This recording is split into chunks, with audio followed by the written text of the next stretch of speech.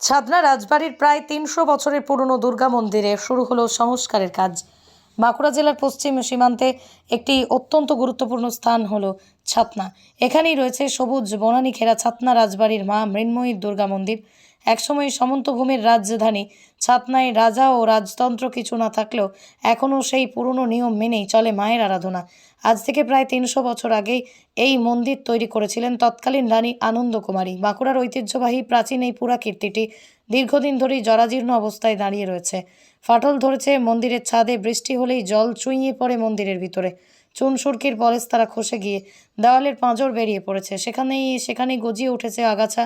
মন্দিরের ভিতরেই জরাজীর্ণ অবস্থার কারণে বেশ কয়েক বছর ধরেই দুর্গাপুজোর মন্দিরের বারান্দাতেই হচ্ছিল, তবে সংস্কারের কাজ সম্পন্ন হলো এবছর।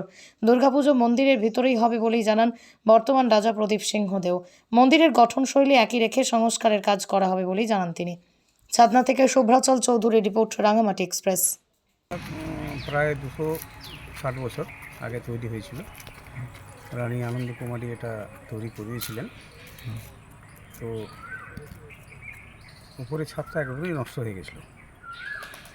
তো দুর্গাপুজোর সময় উপর থেকে ইট সমস্ত খসে পড়েছিল, যেগুলো রিপেয়ার যতটা করা সম্ভব করেছি। এখন আর সম্পূর্ণ ছাদটা না ভাঙলে আর উপায় নেই।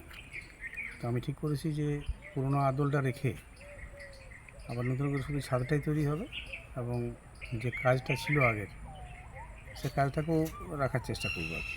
আসলে আচ্ছা, দুর্গাপূজা তো বেশ কয়েক বছর ধরে বাইরেই হচ্ছিল আর কি, বারান্দাতে। হ্যাঁ, বারান্দাতে বাধ্য হয়ে হচ্ছিল, সেটা ঠিক নয়।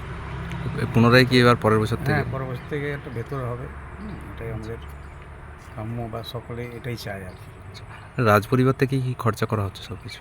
হ্যাঁ, সমস্ত খরচা করা হচ্ছে। আচ্ছা, কতদিন এই কাজটা চলবে বলে মনে করছে? আজ দেখি এ তো 7-8 দিন মোটামুটি ভাঙাটা হলো, উপরটা ক্লিয়ার হয়েছে। এরপর ইঞ্জিনিয়ার আসবেন, ওনার কথা মতোই কীভাবে হবে না হবে। কী নাম আপনার? আমার নাম প্রদীপ সিংহ।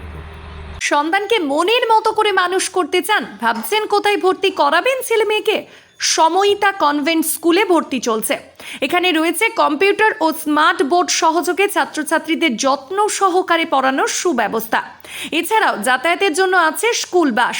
নার্সারি থেকে 12 পর্যন্ত ছাত্রছাত্রীদের ভর্তির ব্যবস্থা রয়েছে আমাদের স্কুলে।